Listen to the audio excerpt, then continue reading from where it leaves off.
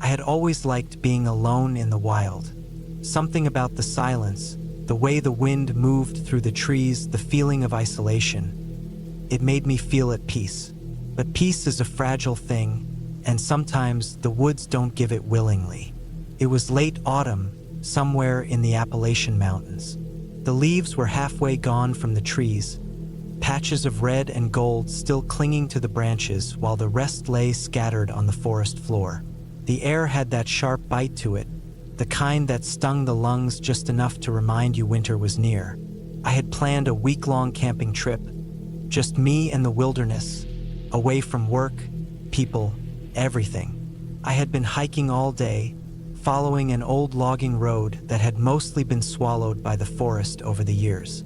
I knew the area well enough, having camped here a few times before. But this time I wanted to go deeper, past the usual spots, into the valley where fewer people went. It wasn't on any map, just something I had spotted from a ridge on a previous trip, lowland, thick with trees and far from any trail. By late afternoon, I found a decent place to set up camp. The ground was level, close to a small creek, and shielded from the wind by a cluster of pines. I pitched my tent, gathered firewood, and settled in for the evening. The quiet was comforting. The only sounds were the occasional rustling of leaves, the chirping of insects, and the distant hoot of an owl. As the sun dipped below the horizon, the temperature dropped fast. I wrapped myself in my jacket and sat by the fire, watching the flames flicker and dance. I had eaten earlier, so I just sat there, letting the warmth sink into my skin, listening to the forest breathe. Then I heard something. It was faint, almost drowned out by the crackling fire. A snap of a branch. Not unusual, animals moved through the woods all the time, but something about it made me pay attention. It wasn't the quick, careless movement of a deer or the light scurrying of a raccoon. It was slower, deliberate. I turned my head, eyes scanning the darkness beyond the fire's glow.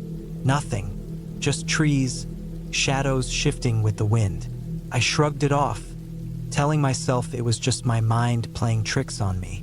The forest at night had a way of making the smallest sound feel bigger than it was. But then, a little while later, another sound. Closer this time. It wasn't just a branch snapping. It was the sound of something heavy stepping on dry leaves. I stood up, my body tense, heart starting to beat faster. My flashlight was inside the tent, so I grabbed a burning stick from the fire and held it up. The light didn't reach far, but it was enough to see the trees around my camp. Nothing. The forest stood still. I stayed like that for a while, my ears straining for anything else. But the only thing I could hear was my own breathing and the distant whisper of the wind. Eventually, I put the stick back in the fire and forced myself to relax. Maybe it was an animal, a bear maybe, but even that didn't feel right. Still, I was tired, and there was no use staying up all night over a few noises. I banked the fire, making sure it wouldn't go out completely, then crawled into my tent. I kept my knife close, just in case. Sleep didn't come easy. I lay there, listening to the night, every little sound making my pulse jump. But nothing happened, and at some point, exhaustion took over. I don't know how long I slept before I woke up, but when I did, I knew something was wrong. The fire had burned low, casting only a faint orange glow. The air inside the tent felt different, heavy, like something was pressing down on it. And then I realized what had woken me. Footsteps. They weren't far. I held my breath, ears straining. The steps were slow, careful, moving around the edge of my camp, not crashing through the brush like an animal. It was something or someone walking. I reached for my knife, gripping it tight. The footsteps stopped. I stayed still, heart pounding in my chest, waiting for something to happen. But there was nothing, just silence. Minutes passed. Then the sound started again. But this time, it wasn't coming from the same spot. It was closer. I couldn't stay in the tent. If someone was out there, they had the advantage. I needed to see them before they saw me. Slowly, carefully, I unzipped the tent just enough to peek out. The fire was almost out. The woods were black beyond it, but something was out there. I could feel it. I waited, barely breathing, my eyes adjusting to the dark. Then movement. Just at the edge of the light, a figure. It was standing there, half hidden by the trees. Not an animal. Person. I couldn't make out details, just the outline. Tall. Still. Watching. My skin went cold. I tightened my grip on the knife, my mind racing. What do they want? Are they alone? How long have they been out there? I had no answers. Then, after what felt like forever, the figure moved, turned and disappeared into the trees. I stayed frozen for a long time, my mind trying to make sense of it. But one thing was clear, I couldn't stay. I moved fast, packing only what I needed. Knife in hand, I doused the fire and started moving. I didn't care about the time, the cold, or how dark it was. I just needed to get out.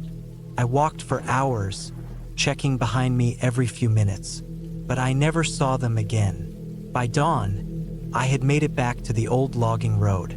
The sight of it, that overgrown path, was the best thing I had ever seen. I followed it back to where I had parked my truck, threw my gear in the back, and left without looking back.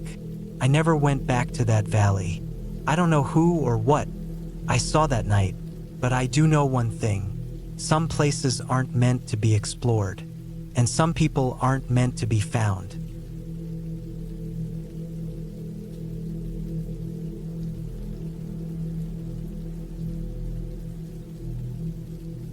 I have hunted all my life.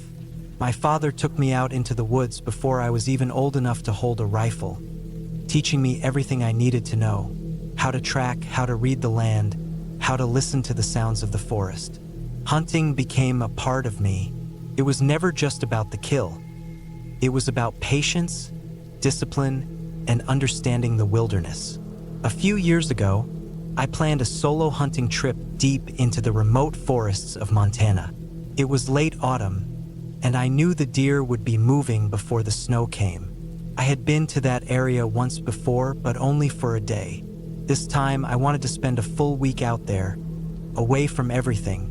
Just me, my rifle, and the land.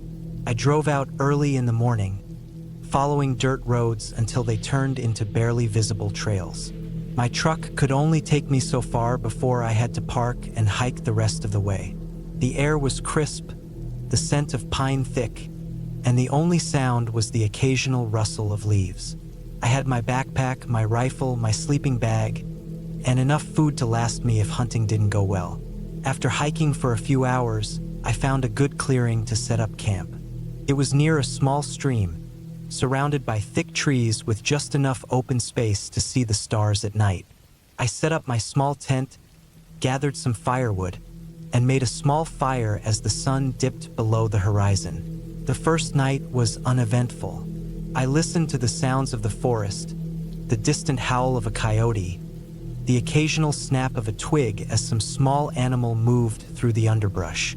I woke up before dawn, packed my gear, and set off to find a good spot to hunt. The morning was cold, and my breath fogged the air as I moved through the trees. I found fresh tracks not far from camp. Deer, maybe a buck. The tracks were deep, meaning the animal was large and they were fresh. I followed them, moving slowly, keeping my steps light. I spotted the deer just after sunrise, grazing near a small meadow. A good-sized buck, perfect for what I had come for. I took my time, lined up my shot, and squeezed the trigger. The crack of the rifle echoed through the trees, and the buck went down. I waited a few moments, making sure it was dead before approaching. I field dressed it quickly, working with practiced efficiency. The air was cold enough that the meat wouldn't spoil if I left it hanging for the night. I hoisted it up onto a sturdy tree branch, away from scavengers, and started making my way back to camp. The hike back felt different. The woods were quiet, too quiet. I've spent enough time outdoors to know that silence like that usually means a predator is nearby. Bears were common in these parts, maybe even a cougar. I kept my rifle ready, scanning the trees as I walked. When I got back to camp, I noticed something was off. My gear had been moved. My sleeping bag was unrolled, my backpack was unzipped, and some of my food was gone. At first, I thought it might have been an animal, but there were no tracks, no claw marks, no sign of a bear rummaging through my stuff. Someone had been here. I didn't like that. I checked the area, looking for any sign of who it might have been, but there was nothing. No footprints, no trail leading away, just my disturbed camp. I sat by the fire for a while, thinking. The smart thing to do would have been to leave, but I had a full week planned, and I wasn't about to let some stranger scare me off. I kept my rifle close that night, sleeping in short, uneasy bursts. The next morning, I went back to the kill site.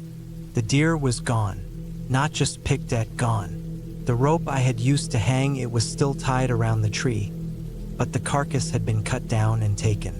No bear would have done that. A bear would have ripped at it, left scraps behind.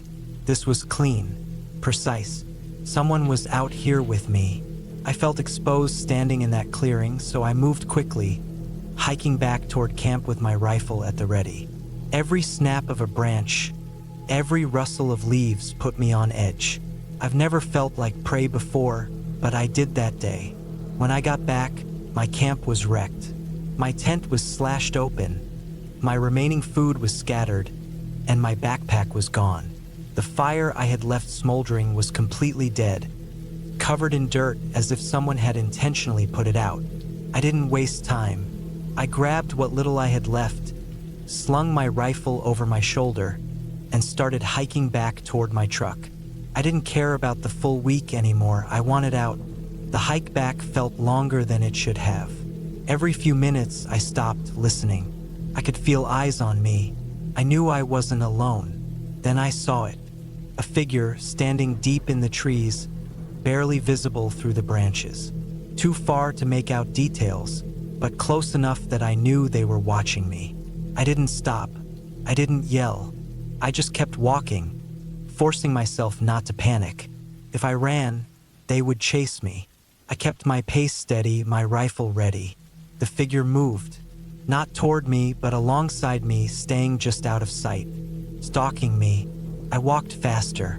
The sun was starting to set, and I knew I didn't want to be out here in the dark with whoever this was. Then I smelled it. Something rotting, something foul. It wasn't just decay.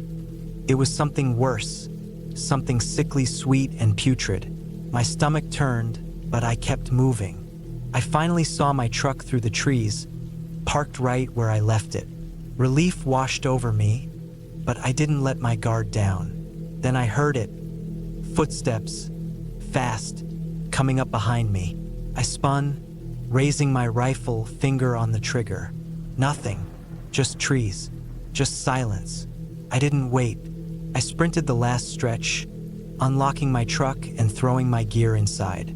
As soon as I slammed the door, I locked it, started the engine, and tore down that dirt road faster than I ever should have. I didn't stop driving for hours. When I finally pulled over at a gas station, I sat in my truck, hands shaking. I couldn't explain what happened. I didn't see a face, didn't hear a voice, but I knew someone had been out there with me, and they didn't want me to leave. I never went back to that part of the woods. I still hunt, but never alone. Never that deep. Somewhere out there, someone is watching, and they don't want to be found.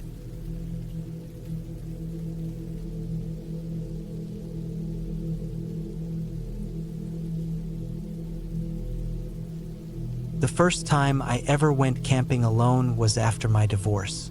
It wasn't a sudden decision, more like something that had been in the back of my mind for a long time. My ex-husband and I used to go camping together every summer, usually in the same spots, bringing the same gear, following the same routines. I had always liked it, but I never realized how much I had let him take control of everything. The routes, the campsite selection, even how we set up our tent. When we split, I avoided camping for a while because I didn't want to deal with the memories of him. A year passed, then another.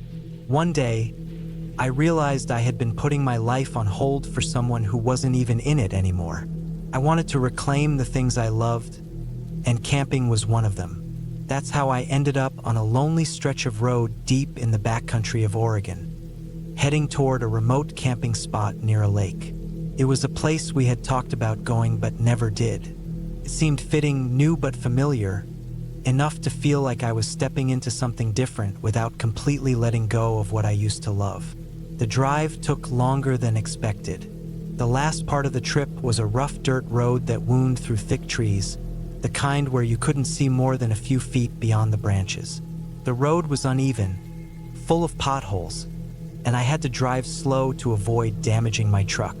It was late in the afternoon by the time I reached the site. The spot was perfect, secluded, quiet, right by the lake.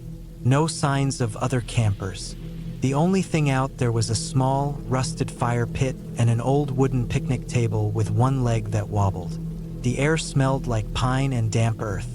The lake stretched out in front of me, calm and glassy, reflecting the trees like a mirror. I set up my tent, gathered firewood, and made something simple to eat. As the sun went down, I felt good about being there. It wasn't easy being alone, but I was doing it. That first night was uneventful. The forest had its usual sounds, wind shifting through trees, distant animal calls, the occasional rustling in the underbrush. I had expected to be scared, to let my imagination get the best of me, but nothing felt wrong. The second day, I explored the area. I walked along the lake, found a small stream feeding into it, and followed a barely visible path into the woods. It seemed like no one had been out there in a long time. Every now and then, I spotted an old fire ring, a sign that someone had camped there before, but they were all cold, abandoned. The strange thing was, as I walked deeper into the woods, I started noticing signs that someone else had been out there recently. A few fresh footprints in the dirt, a broken branch that looked like it had been stepped on, a pile of rocks stacked in a way that didn't seem natural. I told myself it was nothing, probably just a hiker passing through, but something about it felt off. By the time I got back to camp, the sky was starting to darken. I got a fire going, ate dinner, and tried to push the uneasy feeling away. I was just being paranoid, I told myself. Then, in the middle of the night, I woke up. At first, I wasn't sure why. I lay still, listening. The fire had burned down to embers, casting faint red light over the campsite. The air had that cold, damp feel that comes just before dawn. And then I heard it, footsteps. Not an animal, not the random sounds of the forest shifting. These were deliberate, steady, someone walking. I held my breath, straining to hear. The steps were slow, careful, circling my campsite. Whoever it was, they weren't in a hurry. They weren't lost. They were moving with purpose. My heart pounded. I had a knife with me, but it was in my backpack outside the tent. My truck was parked a few feet away, but to get to it, I'd have to unzip the tent, get out, and run. If someone was out there, they'd see me the second I moved. I waited, barely breathing. The footsteps continued, circling, stopping every now and then before starting again. Then, after what felt like an eternity, they faded. I stayed awake until the sun came up, gripping the small hatchet I kept inside the tent. When morning came, I stepped outside, heart still pounding. There were footprints, clear, fresh ones in the dirt around my tent. Not boot prints, bare feet. I tried to tell myself it was just some drifter, someone passing through, maybe even a prank. But deep down, I knew better. I packed up my things as fast as I could, tossing them into the truck without bothering to organize. I took one last look at the campsite, at the footprints leading back into the woods, and drove away without looking back. The whole drive home, I kept thinking about it, the way they had walked, slow and deliberate, The way they hadn't tried to wake me or break into my tent. Just watching, waiting. I haven't been camping alone since.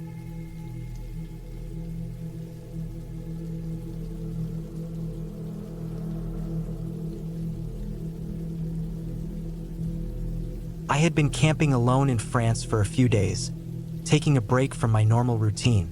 I had been moving from site to site, staying in quiet, wooded areas away from other people.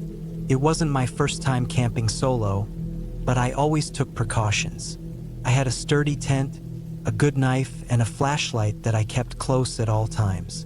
I had chosen a spot deep in the forest near a small town. It wasn't an official campground, but I had found it through an online forum for solo campers. It was secluded, peaceful, and surrounded by thick trees that provided good cover. There was a small clearing where I set up my tent, and a little way off, a narrow stream that provided fresh water. The first day was uneventful. I set up my tent, gathered some firewood, and cooked a simple meal. The weather was mild, and the only sounds were birds and the rustling of leaves in the wind. I enjoyed the solitude. That night, I woke up to the sound of something moving outside my tent. It wasn't unusual to hear small animals at night, but this was different. It was slow, deliberate. I held my breath and listened. The footsteps moved around the tent, pausing every few seconds before continuing. I reached for my flashlight but didn't turn it on. Then silence. I waited, straining my ears, but the footsteps didn't return. Eventually, I convinced myself that it was just an animal and forced myself to go back to sleep. The next day, I explored the area a bit, walking along the stream and making sure I knew the layout of the land. The forest was dense, with thick undergrowth that made it difficult to see far. I found an old fire pit not too far from my campsite, evidence that someone had camped there before. As the sun started to set, I returned to my tent and made a small fire to cook dinner. The woods were quiet, but I couldn't shake the feeling that I was being watched. Every now and then, I would glance up, scanning the trees for movement, but I saw nothing. That night, I woke up again. This time, the sound was closer. I could hear breathing, not the light snuffling of an animal, but deep human breathing. My heart pounded as I lay completely still. Then, the sound of fabric shifting. Something or someone was touching my tent. I grabbed my knife and flashlight, bracing myself. The breathing continued for what felt like an eternity. Then, just as suddenly as it had started, it stopped. I waited, barely breathing. Minutes passed, then hours. Eventually, I fell into a restless sleep, gripping my knife tightly. The next morning, I searched the area around my tent. The ground was covered in leaves, making it hard to see footprints, but I noticed something off. Some of my gear had been moved. My backpack, which I had left inside the tent's vestibule, was now sitting a few feet away. My water bottle was missing. I felt a chill run down my spine. Someone had been in my campsite while I slept. I packed up my gear quickly, deciding to move to another location. I didn't want to risk staying in the same place after that. I hiked for a few hours, moving deeper into the forest. I found another clearing and set up my tent again, trying to ignore the unease in my gut. That night, I barely slept. Every little sound put me on edge. I kept my flashlight in my hand the entire night, ready to turn it on at any sign of movement. Nothing happened. The next day, I decided I had enough. I packed up and started making my way back toward the nearest town. The trail was narrow and winding, and I moved quickly. That's when I saw him, a man, standing off the trail, partially hidden behind a tree. He wasn't wearing hiking gear. His clothes were dirty, his hair unkempt. He was just standing there, watching me. I didn't stop. I didn't acknowledge him. I just kept walking, forcing myself to stay calm. A few minutes later, I glanced back. He was still there, but now he was closer. I picked up my pace. The trees thinned, and I saw a road in the distance. I practically ran toward it, my heart hammering in my chest. When I finally reached the road, I didn't look back. I walked until I found a small cafe near the edge of town. I sat down, ordered a coffee, and tried to calm myself. I don't know who he was or what he wanted, but I knew one thing. I wasn't going camping alone again.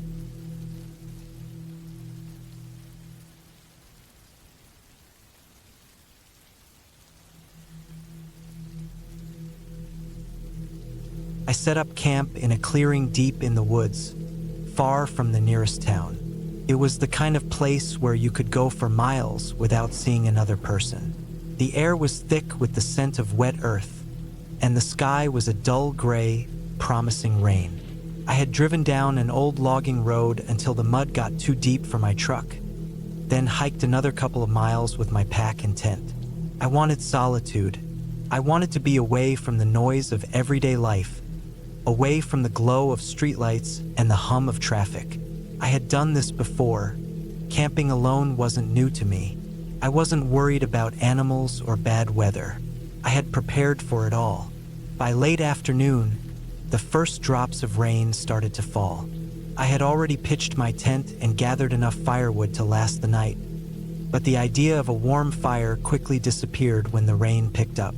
I huddled under the rainfly, listening to the steady drumming of water against the fabric, the sound mixing with the rustling of trees swaying in the wind. The forest had a different feel at night. The usual daytime sounds, birds, insects, the occasional rustle of a small animal, were drowned out by the wind and rain. It was an isolating feeling, but not an unfamiliar one. I sat inside my tent, eating a simple meal from a can. The warm food helped against the cold dampness that had settled into my bones. I kept my flashlight close, occasionally flicking it on to check the time or look around the tent. The rain was still coming down hard. There would be no fire tonight. At some point, I must have dozed off because I woke to an unfamiliar sound, a dull thud. At first, I thought it was just a tree limb falling in the storm, but then I heard it again, closer this time. It wasn't the sharp crack of a breaking branch or the rustle of leaves. It was heavier, more deliberate. I sat up, my heart pounding now. My flashlight was still in my hand. I clicked it on and pointed it toward the tent wall, where the sound had come from. The beam of light revealed nothing but the thin, rippling fabric moving slightly in the wind. I listened. The rain had lessened, now just a steady drizzle. But beneath it, I could hear something else. The sound of slow, deliberate footsteps. I froze. I wasn't near any trails, and I had hiked for hours before setting up camp. There was no reason for anyone else to be out here. I turned off my flashlight. My ears strained in the darkness. The footsteps were circling the tent, slow and careful, as if whoever it was didn't want to be heard. I reached for my knife, gripping it tight. Then the footsteps stopped. Silence. Nothing but the soft patter of rain on the tent. I stayed still, barely breathing. I knew better than to make noise. My mind raced with possibilities. An animal? Maybe. But no animal moves like that, slow and calculated. Minutes passed. Nothing. I thought about calling out, but something in my gut told me not to. Instead, I waited. Then I heard it. Something scraping against the nylon of my tent. Not a heavy scratch, just the lightest brush, like fingertips tracing along the fabric. It moved from one side to the other, stopping just above where my head was. I clenched my knife tighter. Then, just as suddenly as it started, it stopped. I stayed awake for hours, listening, but no more sounds came. By morning, the rain had stopped, and a thick fog had settled over the forest. I slowly unzipped my tent and stepped out, my knife still in my hand. There were footprints in the mud. Not just one or two, many. They circled my tent, overlapping in some places like whoever had been out there had walked around multiple times. I followed them for a few feet before they disappeared into the underbrush. They were human, barefoot. I packed up quickly. I didn't stop for breakfast. I didn't bother to clean up my campsite. I just grabbed my gear and started hiking back the way I came. I didn't see anyone on the trail, but I couldn't shake the feeling that I was being watched. I didn't stop until I reached my truck. When I finally got in and locked the doors, I let out a breath I hadn't realized I'd been holding. I turned the key in the ignition, the engine coming to life with a reassuring hum. As I pulled onto the dirt road, I glanced in the rearview mirror one last time. Through the trees, standing at the edge of the forest, there was a figure, barefoot, watching me leave.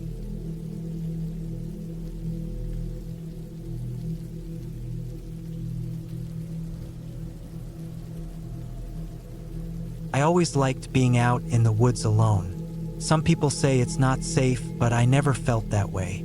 The quiet was something I got used to. The way the trees swallowed up sound, the way the wind moved through the leaves, it was peaceful. I'd been camping alone for years, never had a problem. This time was different. It was late October, just starting to get cold at night. I had taken a few days off work and decided to head out to a place I had been once before, deep in the forest, miles away from any town. It wasn't a marked campsite, just a clearing I found on a hike a couple of years ago. No cell service, no roads nearby, just the woods and me. That's how I liked it. I got there in the late afternoon, parked my truck at the end of an old dirt path, and hiked about a mile to the clearing. It was just as I remembered. Tall trees surrounding an open patch of ground, soft with pine needles, a small fire pit from the last time I was there. I set up my tent, got my firewood ready, and made a quick meal before the sun started to dip. The first night was uneventful, cold, but nothing I wasn't prepared for. The sounds of the forest were normal. Owls hooting in the distance, rustling in the underbrush, maybe a deer moving through the trees. I fell asleep easily. The second night was when things got strange. It started with the sounds, not the usual ones. These were closer, heavier. Footsteps. At first, I thought it was an animal, maybe a bear, but the way the steps fell didn't seem right. Too deliberate, too controlled.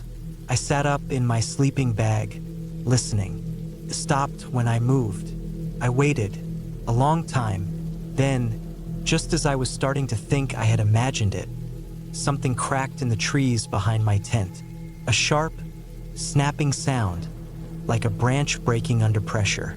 I grabbed my flashlight and unzipped the tent as quietly as I could, shining the beam into the darkness. Nothing. I told myself it was just my mind playing tricks on me. The forest can mess with you if you let it. The trees shift in the wind, branches fall, animals move. I went back inside, zipped up the tent, and lay down. I listened for a long time before sleep finally took over. In the morning, I found tracks near my campsite. They weren't bear tracks. They weren't human either.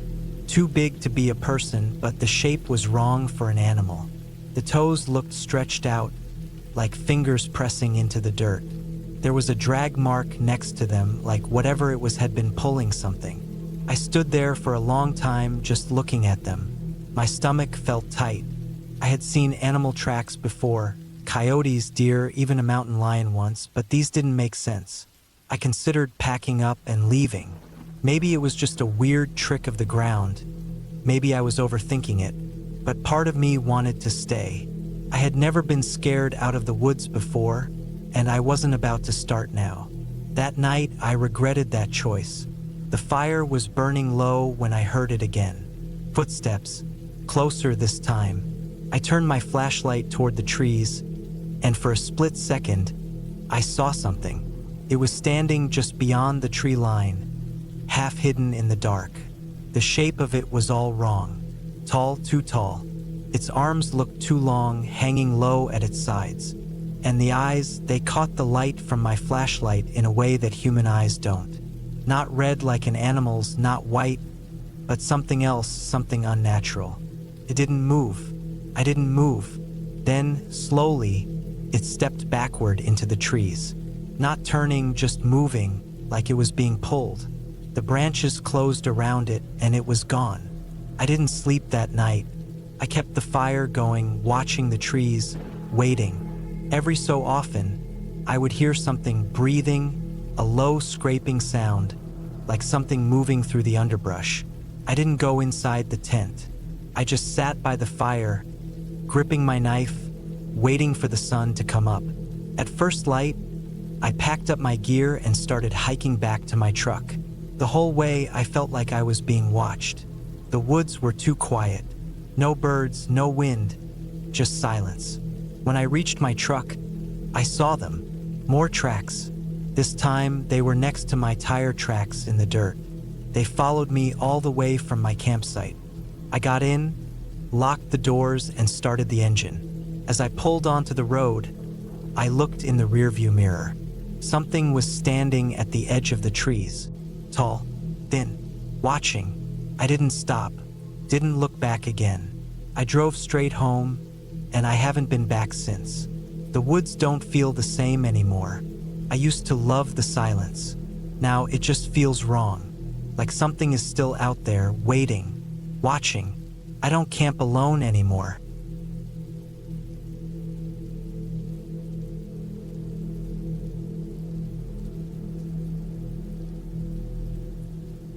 I never planned on spending the night in an old cemetery, but sometimes things don't go the way you expect. It wasn't a dare, and it wasn't some attempt at proving anything. I was just trying to find a quiet place to set up camp for the night.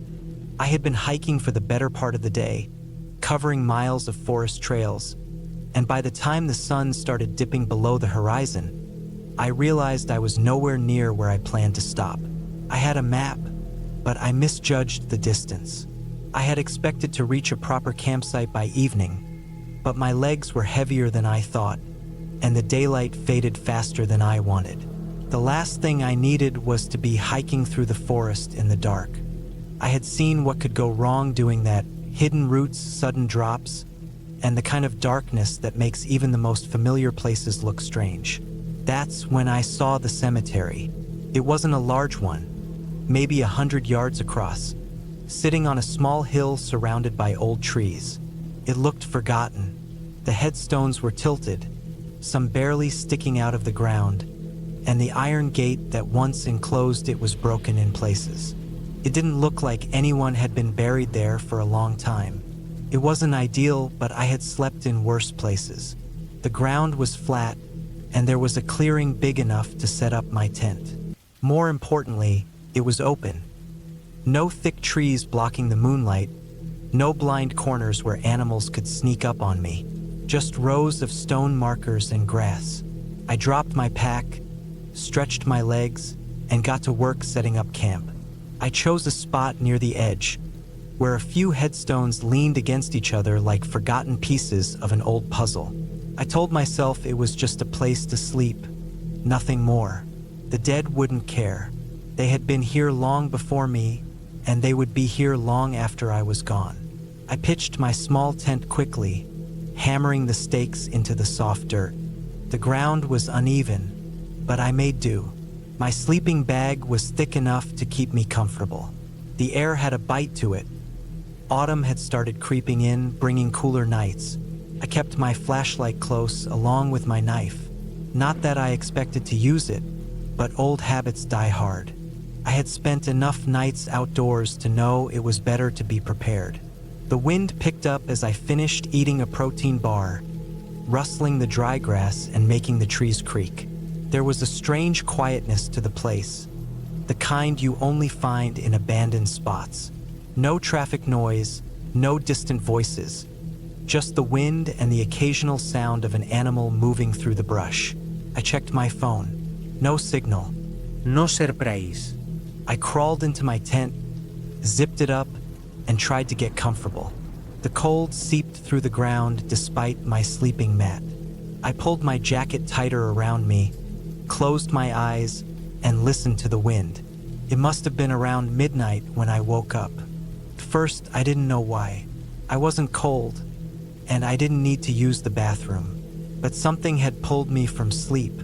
Then I heard it, a soft, shuffling sound. It was distant at first, barely noticeable over the wind.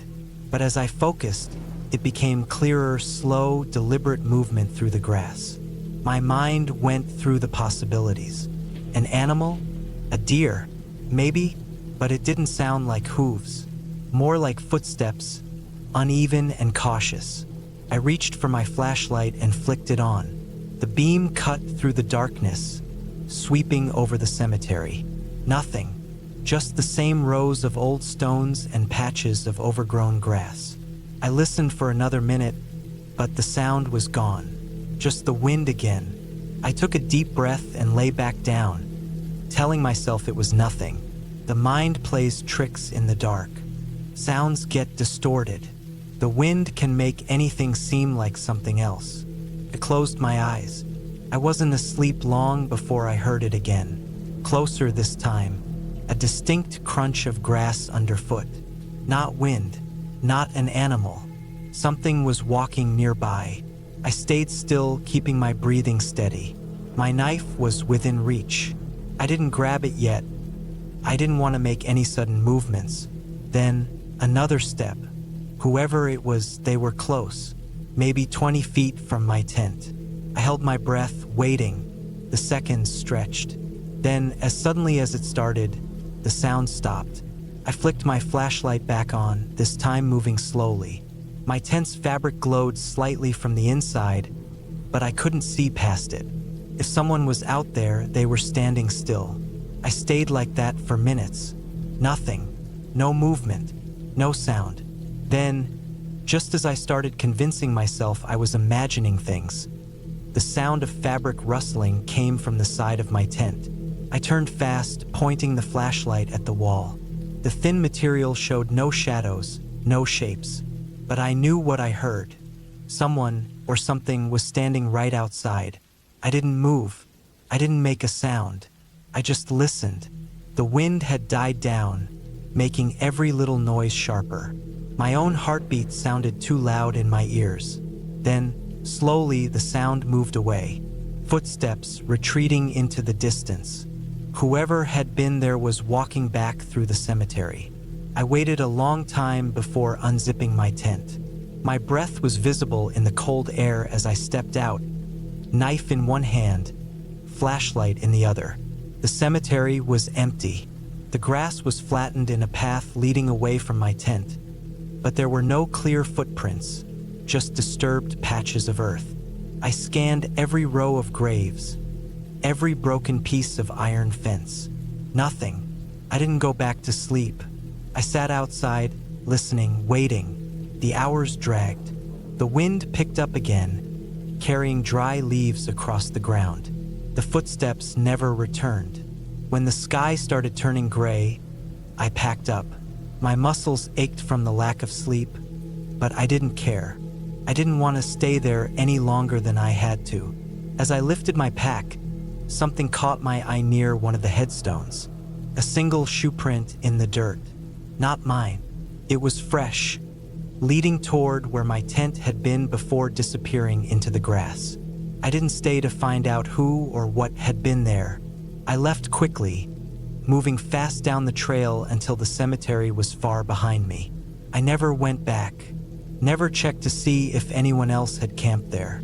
But every now and then, I think about that night, about the footsteps, about the rustling fabric, and I wonder if whoever was out there had been watching me long before I even noticed.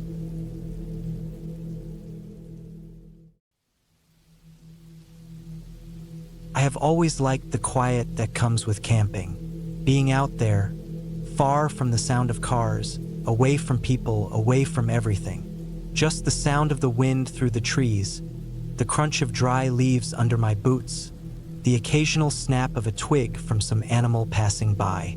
It was something I had done for years.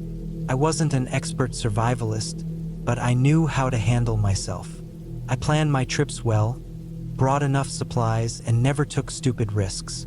The last thing I wanted was to be one of those stories on the news. Someone who went out into the woods and never came back. This time, I had picked a remote area in the Pacific Northwest.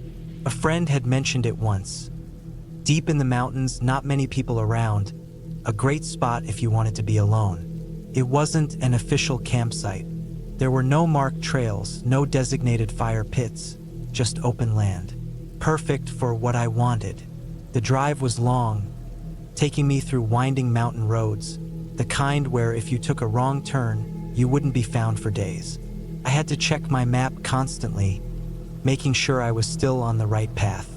Eventually, I reached the spot where I had planned to leave my truck. It was a rough dirt road that ended in a small clearing. From there, I would hike deeper into the woods to set up camp. I grabbed my gear, tent, sleeping bag, some food, my knife, a small hatchet, and a few other essentials. I always carried a gun when I camped, not because I expected trouble, but because I liked knowing I had it if I needed it. The hike in was peaceful. The air smelled like pine, and the only sounds were birds and the rustling of trees. The deeper I went, the more isolated I felt, and I liked that. After about an hour, I found a good spot. A small flat clearing near a stream, hidden well between thick trees. Felt safe. I set up my tent, gathered some firewood, and got everything ready for the night. As the sun started to set, I made a small fire, cooked some food, and sat there, just enjoying the stillness. It was sometime after dark when I noticed something. It was small at first, just a feeling, a shift in the air, the kind of thing you don't really notice until it's too late. Then I saw it off in the trees, maybe 50 yards away. A shape. At first, I thought it was an animal, a deer maybe, or a coyote, but it wasn't moving like one. It was standing still, too still. I stared at it for a long time, waiting for it to move to confirm what it was, but it just stood there. I reached for my flashlight and shined it toward the trees. Nothing. Whatever it was gone. I told myself it was just my eyes playing tricks on me. That was normal out here. The shadows from the fire, the way the trees swayed. It made your mind see things that weren't really there. Still, I couldn't shake the feeling. I made sure my gun was close and sat there by the fire, trying to relax. I didn't hear anything. No footsteps, no breaking branches, nothing that would suggest someone was out there. But I couldn't shake it. Eventually, I forced myself to sleep. I woke up to the sound of something outside my tent. It wasn't loud, just a faint crunching sound, like slow, careful steps. I stayed completely still, listening. My hand moved toward my gun. The sound stopped. I held my breath. Then another crunch. Closer this time. I swallowed hard, my mind racing. A bear? A mountain lion? No, it was too careful. It was someone. I didn't move. I waited, trying to hear anything else. Silence. Minutes passed. Nothing. Slowly, I reached out and unzipped the tent just enough to see outside. The fire had burned down to glowing embers. The trees were dark shapes against the night sky. I scanned the area. Nothing. I stayed like that for a long time, waiting, watching, but I saw nothing. Eventually, I convinced myself I had imagined it. Maybe a branch had fallen. Maybe an animal had passed through.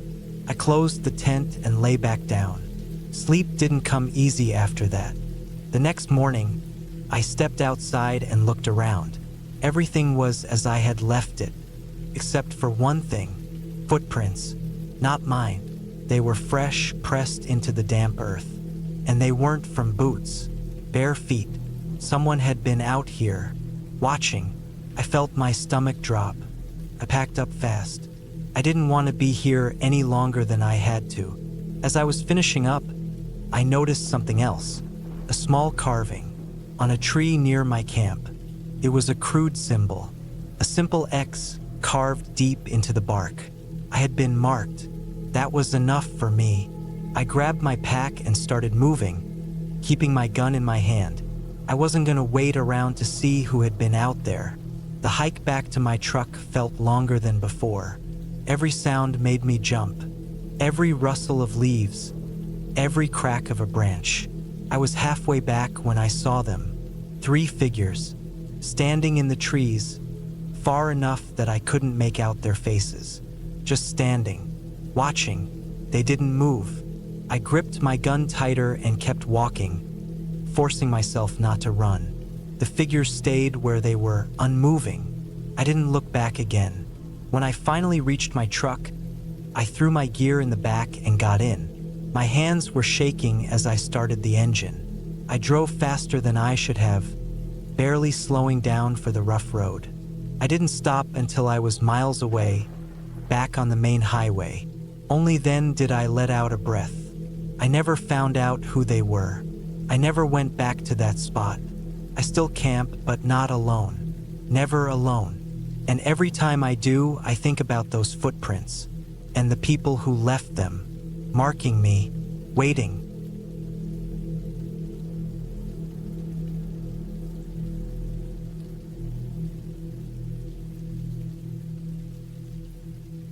I don't know what made me do it. Maybe boredom, maybe stupidity, maybe some deep down part of me that just wanted to test myself. But I can tell you now, after everything that happened, that I won't be doing it again. It was early October, the kind of season where the days were short and the nights stretched out long and cold. I had some time off work and decided to take a camping trip. But not just any trip, no, I had an idea that would make it different. I wanted to do something that would make my skin crawl, something that would make me feel alive in a way that my day-to-day life didn't. That's how I found myself driving to an old, abandoned graveyard on the edge of a forest, deep in the middle of nowhere. I had looked it up online. It wasn't a well-known place, just some forgotten burial ground where people used to lay their dead a long time ago before bigger cemeteries took over. The town nearby had mostly emptied out over the years, leaving the graveyard to rot, taken over by weeds and the slow creep of time. No one really went there anymore, and that's exactly what made it perfect. The road leading to the graveyard was barely a road at all, just dirt and gravel, cracked and full of potholes. Trees lined both sides, tall and skeletal, their bare branches stretching toward the sky. It was about a 2-hour drive from the nearest town, and I didn't pass a single car on the way. By the time I arrived, the sun was already dipping low, washing the sky in deep orange and pink. The entrance to the graveyard was nothing more than a rusted old gate, half open, hanging on by a single hinge. Beyond it, the land stretched out unevenly, covered in crooked tombstones, some fallen over, others cracked and worn down by time. The place smelled damp, like wet leaves and earth that had been undisturbed for years. I parked my car just outside the gate, grabbing my gear. My backpack was packed with the basics: tent, sleeping bag, flashlight, food, and a knife just in case. I wasn't worried about animals, but you never know who or what you might run into in a place like this. I walked past the gate, boots crunching on dead leaves, and took a slow look around. It was silent, not the kind of silence you get in the city, where there's always some distant hum of life, but real silence, heavy and thick, like the world had just stopped moving. No wind, no rustling trees, no birds, just the sound of my own breathing. I found a spot near the back of the graveyard, close to the tree line where the forest began. It felt safer somehow, being near an escape route if I needed one. Setting up camp didn't take long. I pitched my tent, rolled out my sleeping bag, and started a small fire. As the sun disappeared completely, the graveyard changed. In daylight, it had just looked like an old, forgotten place. But at night, with only the glow of my fire, it felt different. The shadows between the tombstones stretched out longer, and the trees in the distance seemed to close in. The silence wasn't peaceful anymore. It was oppressive, pressing down on me, making every little sound seem bigger than it was. I ate quickly, not really enjoying my food, and kept the fire going. I wasn't tired yet, but I didn't feel like moving around much either. Something about this place made me want to stay put, to keep my back to the fire and my eyes on the dark. Hours passed. The temperature dropped, and I could see my breath in the firelight. My hands were stiff from the cold. I checked my phone, no signal, not even a single bar. I expected that, but it still made me uneasy. I don't know when I started hearing it. Maybe an hour after midnight. A sound, faint at first, like something shifting in the distance. It wasn't the wind, there was no wind. It wasn't an animal either. It was too steady, too deliberate. A slow, dragging sound, like something heavy being pulled through the dirt. I held my breath, straining my ears. The sound stopped. I waited, my heart pounding in my chest, telling myself it was nothing. Probably just my imagination playing tricks on me. Then it started again, closer this time. I reached for my flashlight and flicked it on, sweeping the beam across the graveyard. The stones cast long, twisted shadows, but there was nothing there. Just rows of graves, silent and still. I told myself it was an animal, a raccoon or a stray dog maybe, but the unease didn't go away. I stayed by the fire a while longer, my body tense, my eyes darting to the darkness beyond the tombstones. The sound didn't come back. Eventually, I convinced myself it had just been my nerves. I climbed into my tent, zipping it up tight, and lay on my back, listening. Nothing, just silence again. I closed my eyes, telling myself to sleep. Then something touched my tent. It wasn't a hard hit, just a light pressure, like fingers pressing against the fabric. My body went stiff. I didn't move, didn't even breathe. The pressure stayed for a moment, then slid slowly along the side of the tent before disappearing. I gripped my knife, heart hammering against my ribs. I wanted to unzip the tent and check, but every instinct screamed at me to stay still. I waited, muscles tense, listening to the silence. Minutes passed, then an hour. Nothing. At some point, exhaustion won. I don't know when I fell asleep, but when I woke up, it was still dark.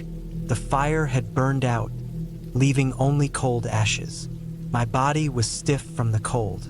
I sat up, my breath fogging in the air, and then I saw it. The graves around my tent. They had been disturbed. The dirt at their bases looked fresh, like someone had been digging in the night.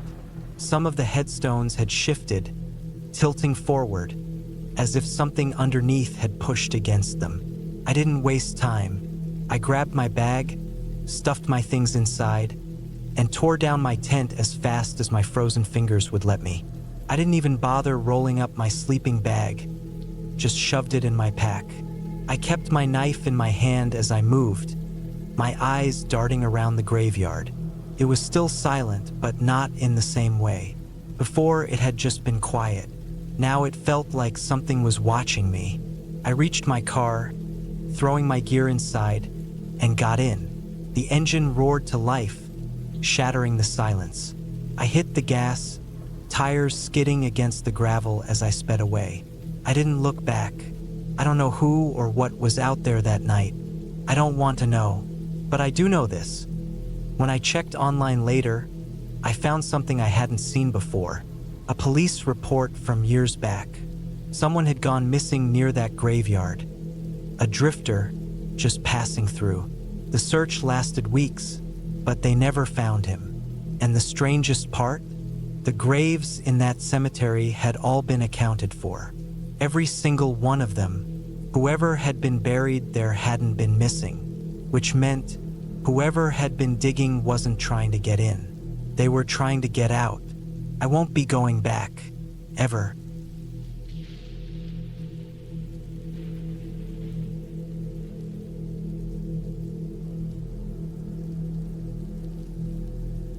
It was 2016 when I found myself deep in the Amazon rainforest, miles away from civilization. I wasn't there for research or some expedition, just a personal trip, something I had always wanted to do. I had camped in forests before, hiked mountains alone, and spent nights under the stars in unfamiliar places. But the Amazon was different. It was alive in a way other places weren't. Every inch of it was moving, buzzing, shifting. It was a place that didn't care if you were there or not. I had set up my camp near a river, one of the many twisting veins that carved through the dense jungle. The water was muddy and fast, swollen from recent rains. The air was thick, heavy with the scent of wet earth and rotting vegetation. Every step I took on the forest floor was met with the squelch of damp leaves and the occasional crunch of twigs snapping underfoot. The sun had set hours ago, but the jungle never truly became dark. The sky was choked by thick clouds, and the only light came in quick flashes of lightning, cutting through the blackness like a blade. Rain poured in heavy sheets, drumming against the canopy above and trickling down in cold streams along my tent. I had a small fire going earlier, but the rain had killed it. Now, I sat inside my tent, listening to the storm rage outside. I wasn't scared, not at first. The sounds of the jungle at night were a constant chorus. Insects hummed in an endless drone, frogs croaked from the riverbank, and distant cries of unseen animals echoed through the trees. It was the kind of noise that should have been comforting signs that the world outside was still moving, still alive. But something felt off.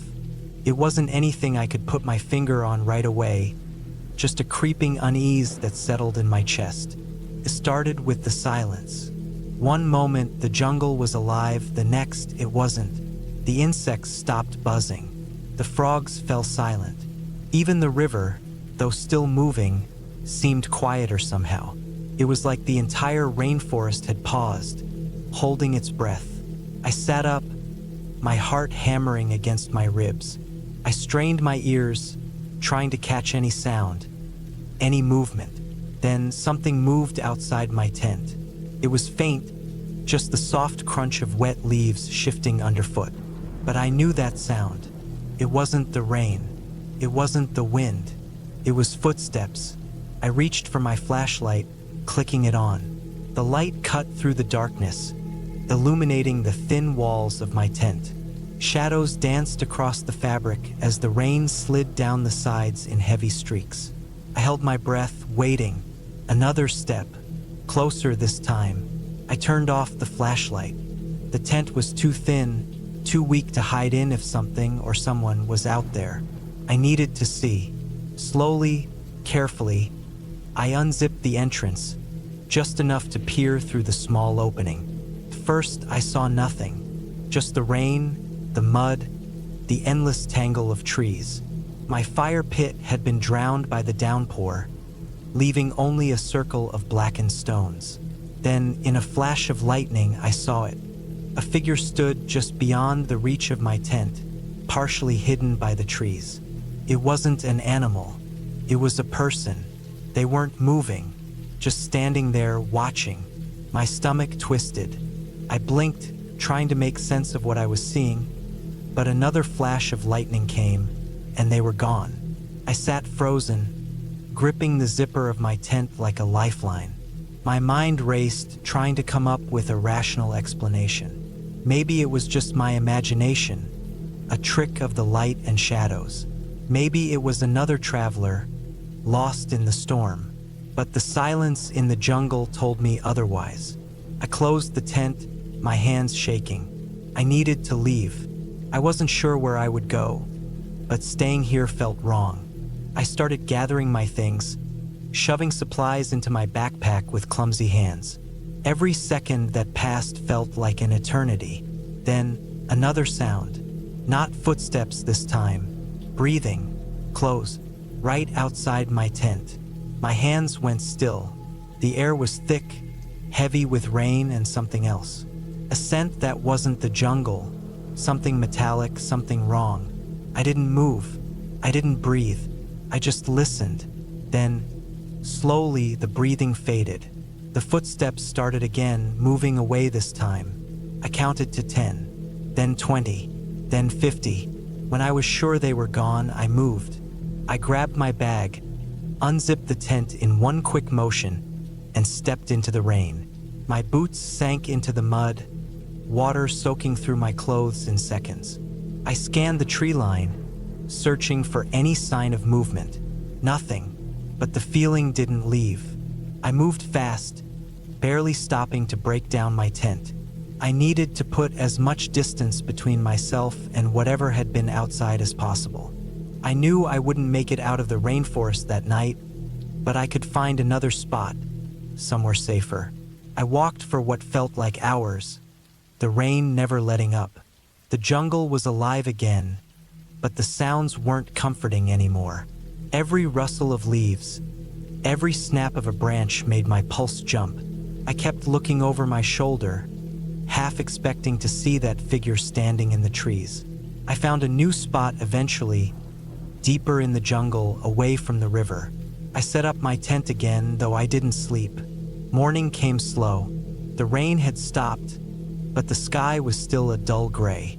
The jungle smelled fresh, washed clean by the storm. I packed up as soon as there was enough light to see. I didn't want to stay any longer.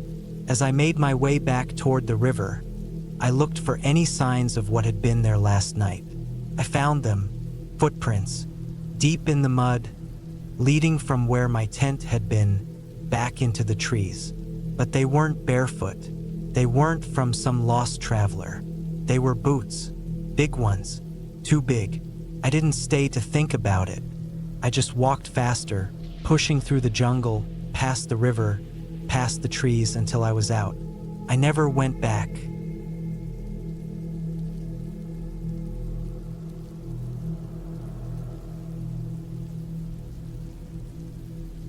I always liked camping alone. It gave me a break from the noise of the world. No phones buzzing, no traffic, no people crowding the streets. Just me, the woods, and the sound of the wind pushing through the trees. I had been doing it for years, picking spots that were far from any towns or highways. I liked the feeling of isolation. This trip was no different. I had picked a spot deep in the woods of northern Montana, miles from any major road. It was late September, right before the deep cold of fall really set in. The air was crisp, and the trees were starting to shed their leaves. The smell of damp earth mixed with the scent of pine, the kind of smell that always made me feel calm. I drove out early in the morning, making sure to stop in a small town for last-minute supplies. I filled up my truck, grabbed some extra food, and checked my gear. I had my tent, a sleeping bag rated for cold weather, a few knives, a hatchet, a rifle, and enough food and water for a few days. I had been camping enough to know what I needed. By midday, I reached the turnoff that led to the dirt roads. The drive was rough, the road uneven and narrow, with overgrown branches scraping against the sides of my truck. It took me nearly an hour to get to the spot I had marked on my map. It was a clearing near a slow-moving river, surrounded by dense trees on all sides. No sign of people. Perfect. I set up my tent near the tree line, close enough to have some cover but far enough that I had a clear view of my surroundings. I built a fire pit with stones and collected some dry wood. The sky had started to darken, the sun dipping below the treetops. The air got colder. I zipped up my jacket and sat by the fire, eating a quick meal. The first night was quiet, the kind of quiet that makes you feel like you're the only person left in the world. I heard an owl hooting somewhere in the distance and the occasional rustling of leaves from a small animal. I was used to those sounds. I fell asleep fast, wrapped up in my sleeping bag inside the tent. I don't know what time it was when I woke up. The fire had burned down to embers. My breath was visible in the cold air, and then I heard it, twigs snapping. First, I thought it was a deer. They were common in these parts, and sometimes they wandered close to campsites. I listened for a moment, waiting for the sound of hooves moving through the brush, but there was nothing, just silence. I sat up, reaching for the rifle I had kept beside me. My pulse had quickened, but I told myself it was nothing, just the wind or a small animal. But then I heard it again. Footsteps, slow, deliberate footsteps, not an animal. I held my breath, straining to listen. The sound was coming from the trees to my right, maybe 20 or 30 feet away. I grabbed my flashlight, clicked it on, and aimed it toward the trees. Nothing, just empty woods, shadows stretching out between the trees. I stayed like that for a long time, my flashlight scanning the darkness. Eventually, I convinced myself it had just been my imagination. Maybe a branch had fallen. Maybe I was just on edge from being alone out here. I lay back down, gripping the rifle a little tighter. Took a long time before I fell asleep again. The next morning, I stepped out of my tent and stretched, the cold morning air biting at my skin. The fire was out, just a pile of ashes and half-burned logs. I walked around my campsite, checking for any signs of animals. But what I found made my stomach drop. Footprints, not mine. They were faint, but they were there, pressed into the dirt near the trees where I had heard the noises. They led deeper into the woods, disappearing into the undergrowth. I felt my skin go cold. I wasn't alone out here. I looked around, scanning the tree line. The feeling of being watched was heavy now, pressing down on me like a weight. I told myself it was nothing. Maybe another camper had passed through. Maybe it was just an old trail. But deep down, I knew better. Still, I forced myself to go about my day. I collected more firewood, cooked a small breakfast, and tried to enjoy the silence. But the feeling never left. That night, I made sure to keep my rifle loaded and my flashlight close. I stayed up late, listening, waiting, and then it happened again. Footsteps, closer this time. I sat up slowly, my heart hammering in my chest. The fire was still burning, casting a faint glow around the campsite. I grabbed my flashlight, turned it on, and aimed it toward the trees. A figure, standing just at the edge of the light. I froze. It was a man, tall, thin, dressed in dark clothes. He didn't move, just stood there, half hidden in the trees, watching me. I gripped the rifle tighter. My mind raced. Who was he? What did he want? I didn't say anything, didn't make a sound. Then, as quickly as he had appeared, he stepped back into the darkness and was gone. I didn't sleep that night. To first light, I packed my gear. I didn't care about breakfast, didn't care about anything except getting out. My hands were shaking as I loaded everything into my truck. As I was about to leave, I looked back toward the woods one last time.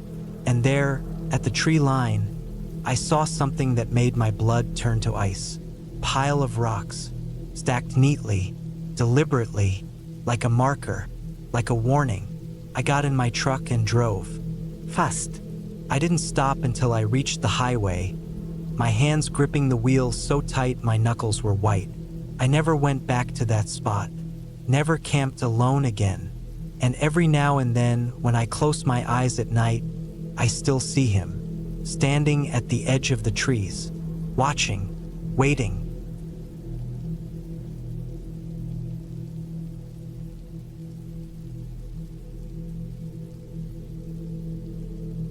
I had always loved camping. Something about being out in the wilderness, away from the noise of the city, made me feel more like myself.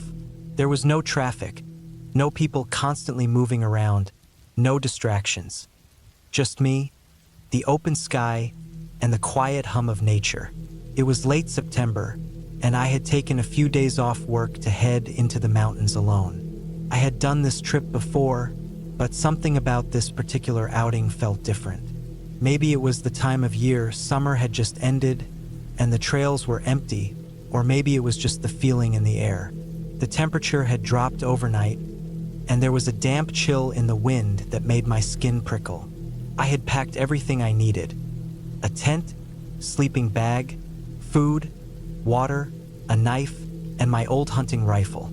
I wasn't planning to hunt, but out in the wild, you never knew what you might run into.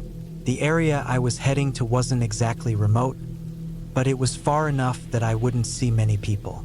The trail was a few miles long, leading to a clearing near a small lake where I had camped before.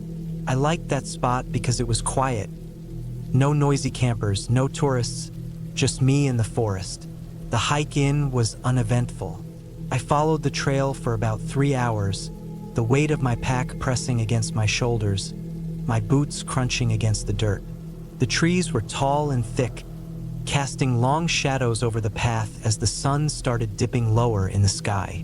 The air smelled like damp earth and pine. By the time I reached the clearing, the sun was just starting to set.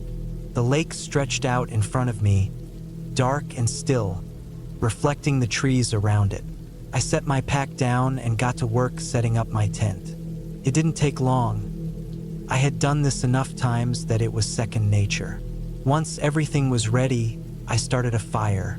The night air settled in fast. I sat by the fire, eating a simple meal of canned beans and jerky, listening to the sounds of the forest. The usual noises were there, the chirping of crickets, the rustling of leaves as the wind passed through, the occasional splash from the lake as some fish moved beneath the surface. But something felt off. It was a strange sensation, like I wasn't alone. I kept glancing over my shoulder, expecting to see someone standing at the edge of the woods, but there was nothing, just darkness. The fire crackled in front of me, the warmth pushing against my face, but the feeling didn't go away. I told myself it was just my imagination. I had been out here alone plenty of times before. Maybe it was just the season, the way the cold made everything feel emptier, lonelier. I finished eating and put the fire out before heading into my tent.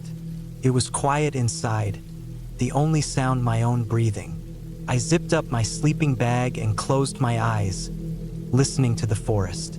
At some point, I must have fallen asleep. I woke up to a sound. At first, I thought I had imagined it, but then I heard it again. Something moving outside my tent. It wasn't the wind. It was footsteps, slow and deliberate. My stomach tightened. I held my breath, listening. The sound stopped. I stayed still, waiting. My mind was racing, trying to make sense of it.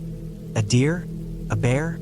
No, the steps had been too precise, too careful.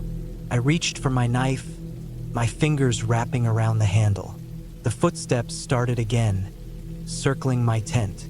I stayed as quiet as I could, every muscle in my body tense.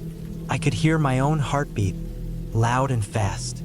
The sound of the steps moved from one side of the tent to the other, pausing every few seconds. Then silence. I didn't move. I waited, straining to hear anything over the sound of my own breathing. Minutes passed. Nothing. Slowly, I exhaled. Maybe it had been an animal after all. I tried to calm myself, tried to tell myself that everything was fine. I stayed awake for a while, listening, but the footsteps didn't return. Eventually, exhaustion took over, and I drifted back to sleep. The next morning, I stepped out of my tent, my body stiff from the cold. The fire pit was undisturbed. Everything looked normal, but then I saw them, footprints in the dirt. They weren't mine. They circled my tent, moving carefully around it. The prints were deep, like whoever or whatever had made them had been standing there for a long time. Watching, a chill ran down my spine. I crouched down, looking closer. The prints led back into the trees, disappearing into the underbrush. I stood up, scanning the tree line, but there was nothing, just empty woods. I had two options. I could pack up and leave, or I could stay. I chose to stay. Maybe it was stubbornness. Maybe it was the fact that I didn't want to let fear dictate my decisions. Whatever the reason, I decided to stick to my plan. I spent the day fishing by the lake, keeping my rifle close. The air was cold, the water colder, but I managed to catch a few decent-sized fish. I cooked them over the fire as the sun started to set, the smell filling the air. For a while, everything felt normal again, but as the darkness settled in, that feeling returned. I felt exposed, like I was being watched. I scanned the tree line, my fingers tightening around my knife. Nothing moved, but the feeling didn't go away. I ate quickly and put the fire out, retreating into my tent. That night, I didn't sleep. I lay there listening, and then footsteps, slow, careful, closer this time. Something brushed against the side of my tent. I didn't move. The fabric shifted slightly, like someone had pressed their hand against it.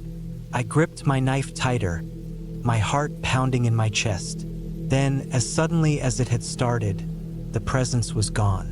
Morning came and I stepped outside to find the same footprints, deeper this time. They led toward the trees, but this time they didn't disappear. I followed them. They went deeper into the forest, weaving between trees. I moved carefully, my rifle in hand. Then I saw it. A small clearing, pile of bones picked clean. Animal bones, but arranged in a pattern almost deliberate. And beside them, something else. A jacket. It was old, faded, and it hadn't been there for long. I turned and walked back to camp. Fast. I packed up my gear, my hands shaking. I didn't run. I didn't want to, but I moved quickly. I left the campsite, following the trail back. Every so often, I glanced over my shoulder. Nothing. By the time I reached my truck, the sun was high in the sky. I threw my gear in the back, got in, and started the engine. As I pulled onto the road, I saw something in my rearview mirror. A figure standing at the tree line, watching. I didn't stop. I didn't slow down. I just kept driving. I never went back to that spot, and I never camped alone again.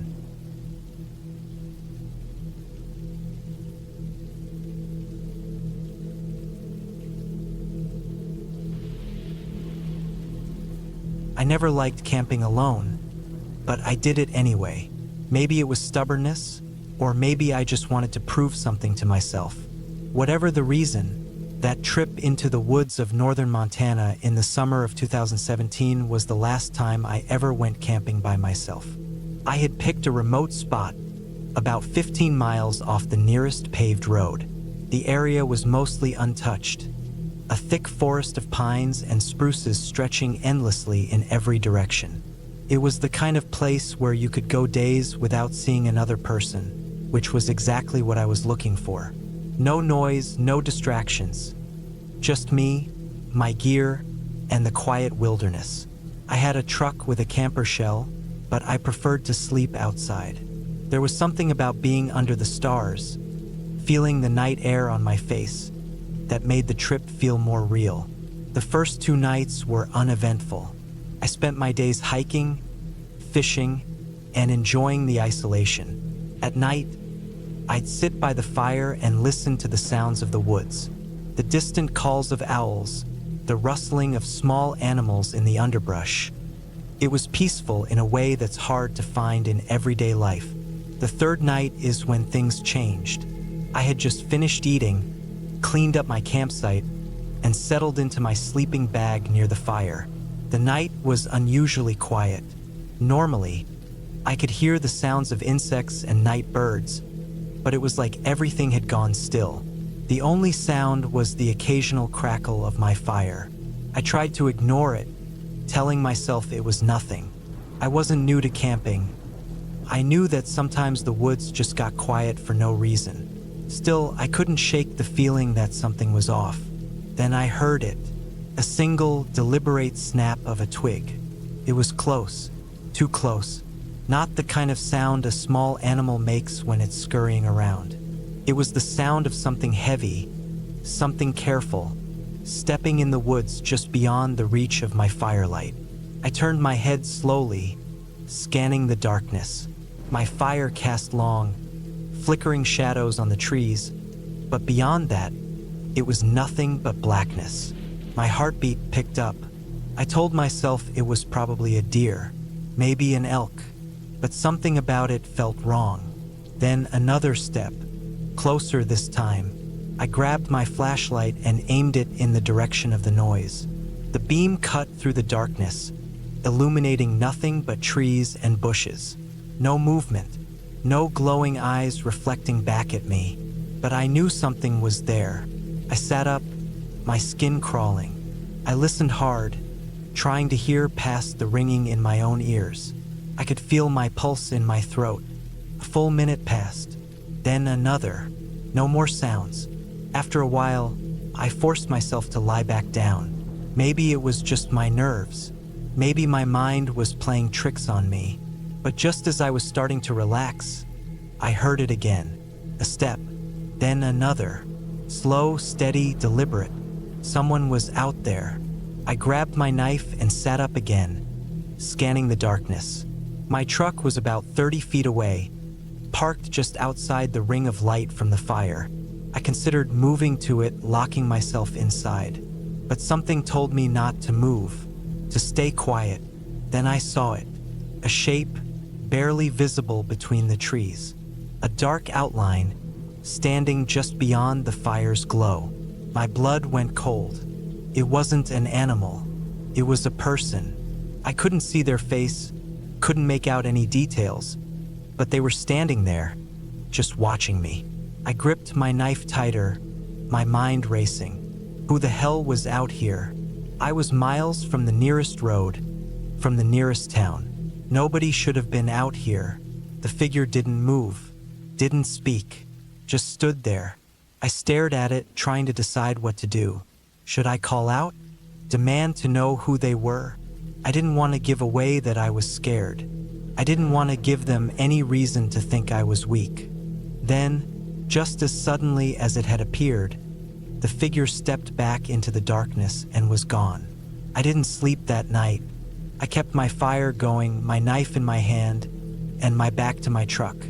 Every few minutes, I'd scan the trees, looking for any sign of movement, but I saw nothing. By morning, I had convinced myself that I imagined the whole thing.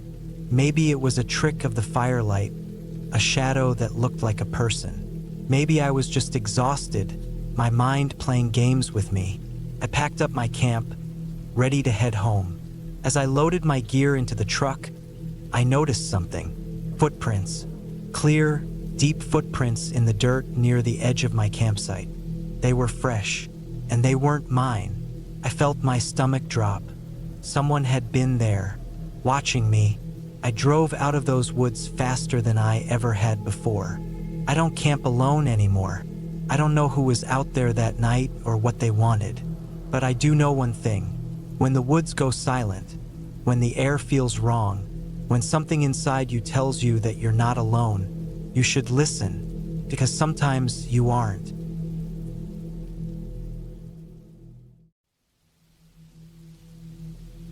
It was 2017, late autumn, when I decided to take a solo camping trip through France. I had been traveling through Europe for months, living out of my backpack, spending nights under the open sky, and avoiding hostels when I could. I liked the quiet, the isolation, the feeling of being disconnected from everything. I had set up camp deep in a remote part of the French countryside, somewhere near the Vosges Mountains. I had done my research. There was a vast stretch of forest with few hikers, no major trails, and no towns nearby. Perfect. I had parked my rental car at a dirt road entrance, shouldered my pack, and hiked in for about 4 hours before picking a spot. There was no sign of other campers, no footprints, no fire pits, just untouched wilderness. I found a small clearing surrounded by dense trees and set up my one-person tent. It was peaceful, quiet except for the wind moving through the trees and the occasional chirp of distant birds. I spent the first night by the fire, eating a simple meal of bread and canned food, sipping water from my flask. The sky was clear, and I remember staring up at the stars, feeling that deep sense of calm that only comes when you're completely alone in nature. But that peace didn't last. The next morning, I woke early and decided to explore the area. I followed a small stream that ran through the trees, making my way deeper into the woods. The air was crisp, the scent of damp leaves and pine filling my lungs. I walked for maybe an hour before I found something that made me stop. It was a fire pit, not an old, abandoned one, but a fresh one. The ashes were still dark, slightly damp from the morning dew, and there were footprints in the dirt around it. I crouched down, running my fingers through the ashes, They were cold. The fire hadn't been burning for at least a day, maybe more. I looked around, scanning the forest. I hadn't seen anyone hiking on my way in. No signs of people at all. I hadn't heard another soul the whole night before. So who had been here? The strangest part was the lack of camping gear. No discarded food wrappers, no sleeping bag imprints, no sign of a tent. Just a fire pit. I brushed it off, telling myself it was nothing. Maybe a hunter had stopped for the night and moved on. Maybe another camper had come through and left.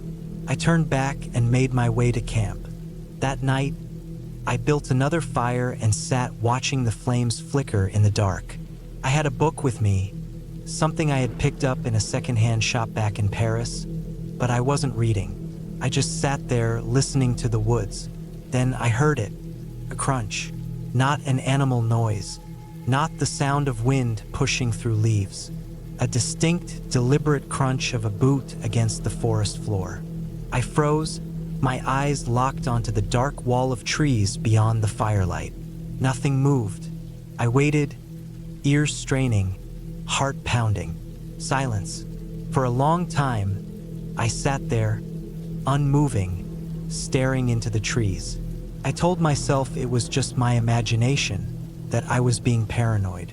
But I didn't go into my tent for a long time. I just sat there waiting, listening. Eventually, exhaustion won, and I crawled into my sleeping bag.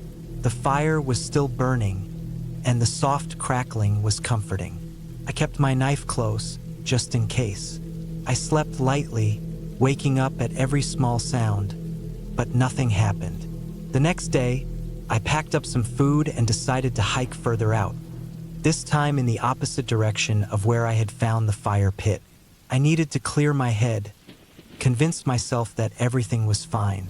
The sun was out, and the forest felt normal again, peaceful.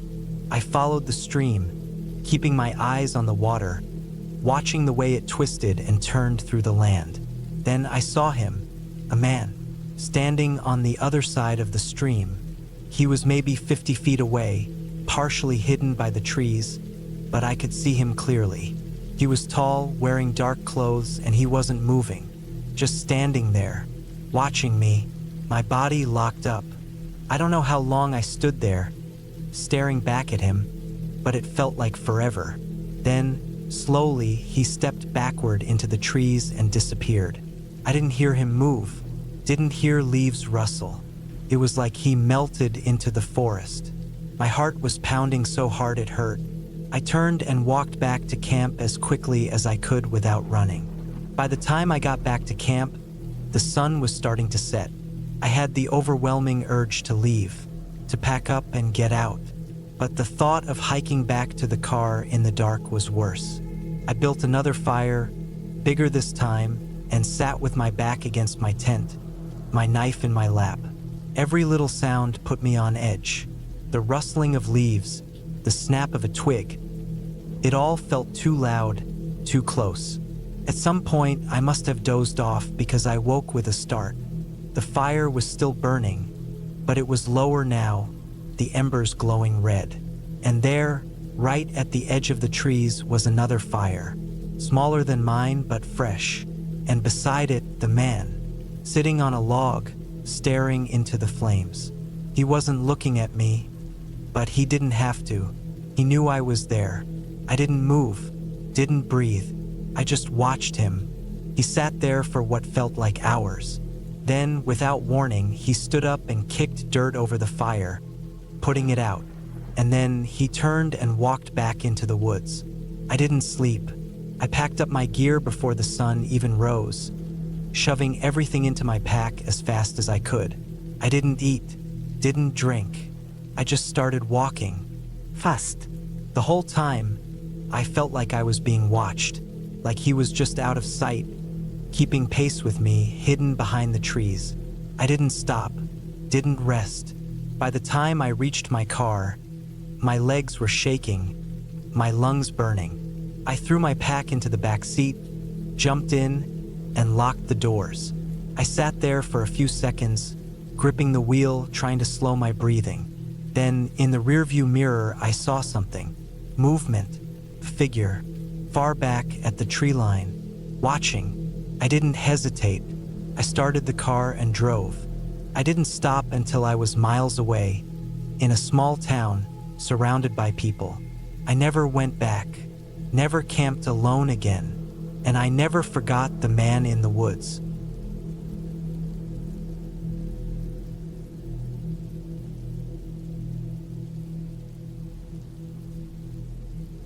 I've never liked camping in the rain. Something about the way the sound of water drowns out everything else unsettles me.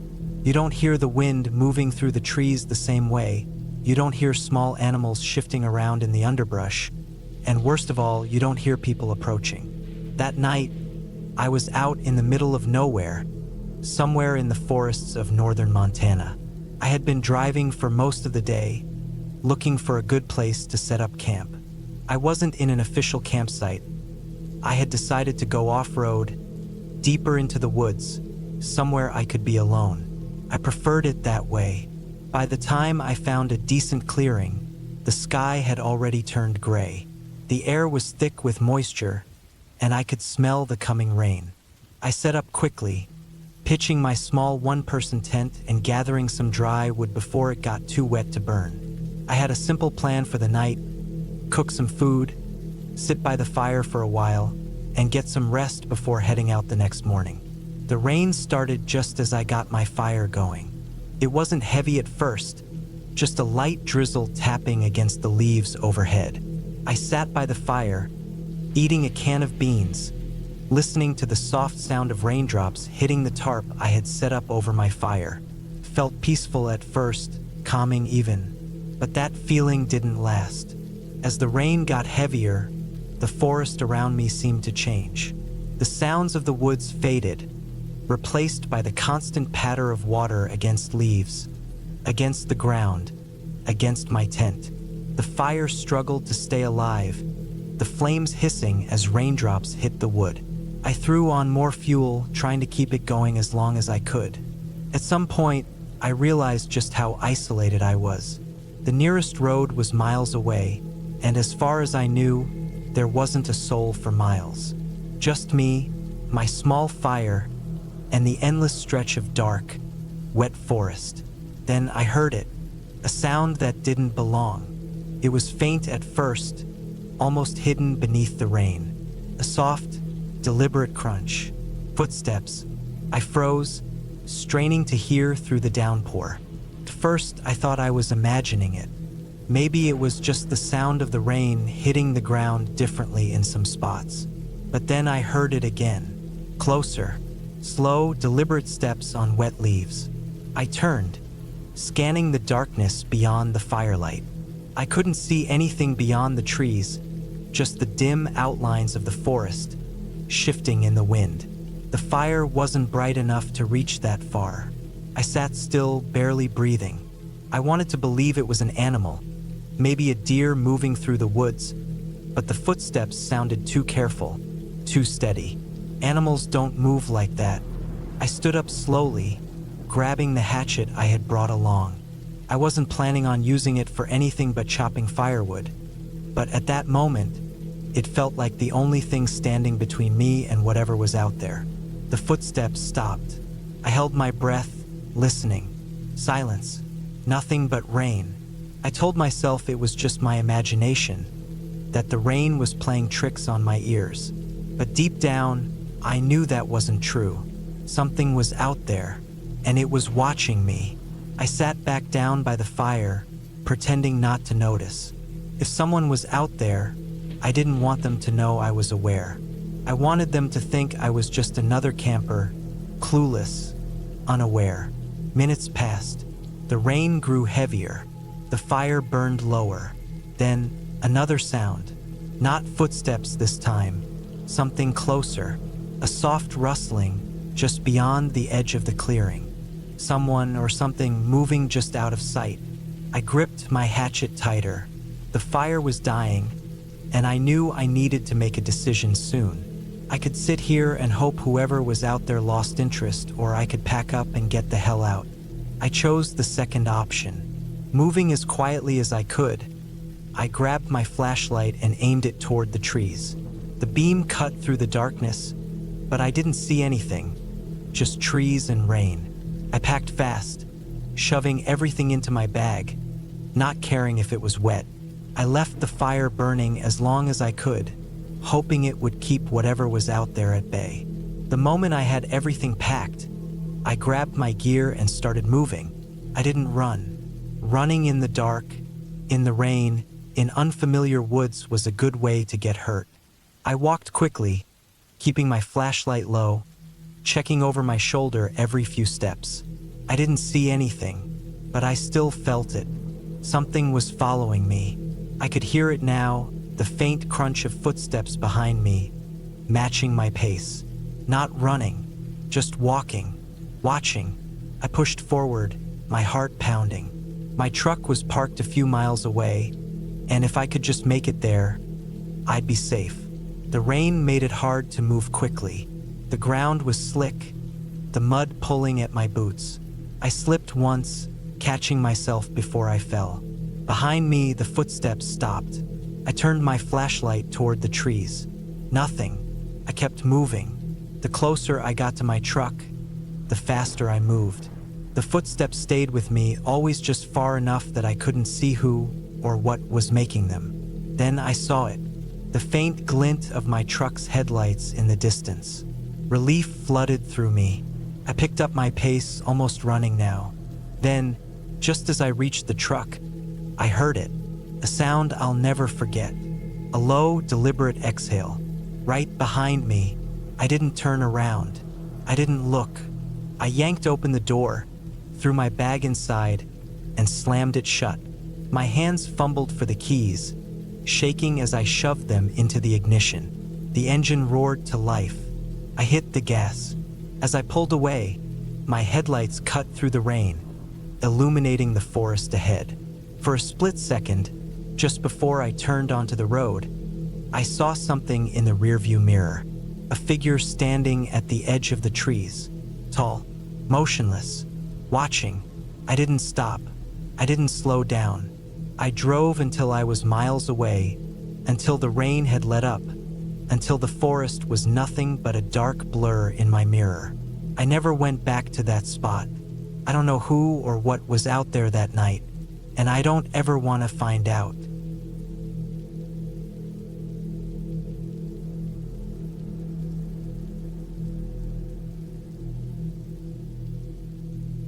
I don't know why I went back to the woods. Maybe it was because they were familiar. Maybe I thought being alone in the quiet would help me think straight. Maybe I thought she would have wanted me to. It had been a little over a year since my wife passed. I had gotten used to the silence, or at least I told myself I had. But the silence of the house felt different from the silence of the woods. The house was just empty. The woods were alive. I picked a spot deep in the wilderness of northern Montana, somewhere far enough that no one would bother me. I used to camp with her all the time. I knew how to set up a proper site, how to ration food, how to make sure I wasn't leaving signs that could attract predators. I figured I would stay for a few days, clear my head, and then head back to a life that felt too hollow. The drive took hours. The last stretch of road was nothing more than dirt and gravel, winding through miles of dense pine trees. I parked off the side of a forgotten path, one that looked barely used. From there, I hiked in. My pack was heavy, but I liked it that way. The weight grounded me. I knew I had enough supplies for at least 5 days, but I also knew I'd probably leave before then. I had a habit of leaving things unfinished since she died. The first night was uneventful. The air was crisp, and the forest smelled of damp earth. I cooked a simple meal, ate by the fire, and then sat in the dark for a long time. I didn't listen to music. I didn't check my phone. I just sat. Felt right. I woke up early the next morning, the kind of early where the sky is still a dark shade of blue, just before sunrise. I made coffee over the fire, sipped it slow, and listened to the forest wake up. Birds, the distant crack of tree branches, the rustling of undergrowth as animals moved through it. I spent the day hiking further into the woods. I didn't bring a map, but I had a good sense of direction. I followed a stream for most of the morning, keeping it within earshot so I wouldn't get turned around. At some point, I stopped and sat on a fallen tree, watching the water flow over smooth stones. It was peaceful. Then I noticed the footprints. They were old, pressed into the damp soil near the edge of the water. Bigger than mine, but not by much. Maybe a hiker, maybe a hunter. But they were deep, which meant whoever left them was carrying weight. I followed them for a little while, not because I was worried, but because I was curious. They led up along the bank, then into the trees. After a few minutes, they disappeared into the undergrowth. Whoever made them had been here a while ago. I let it go and turned back toward my camp. That night, I built the fire bigger than usual. Maybe it was because of the tracks, or maybe I just didn't like the way the trees felt when the sun went down. The woods had a way of shifting at night. Things that felt welcoming in the daylight turned strange. I lay in my tent for a long time, staring at the ceiling. That's when I heard it.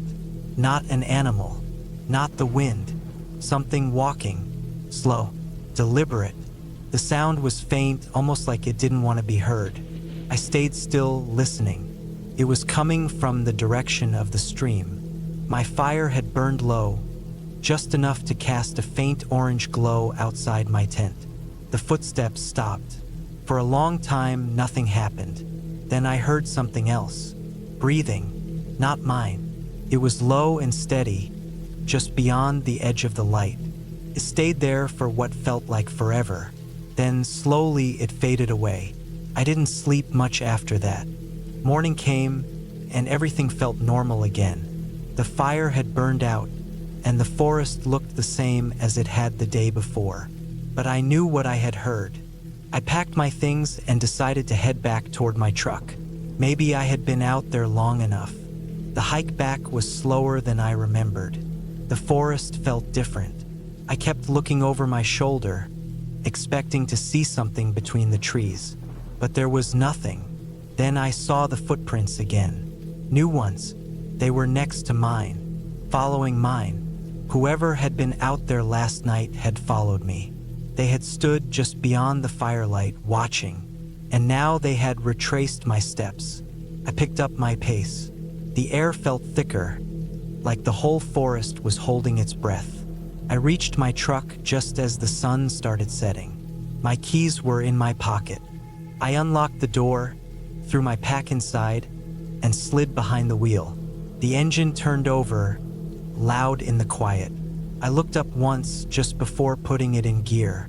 There was a figure at the edge of the tree line. Not an animal, not a hiker, just standing there, watching. I drove away without looking back. By the time I reached the nearest town, the sun had disappeared completely. I found a motel, paid for a room in cash, and locked the door behind me. I didn't check the woods for one last look. I didn't try to understand what had happened. I just sat on the edge of the bed, staring at the floor, listening to the silence. I never went camping alone again.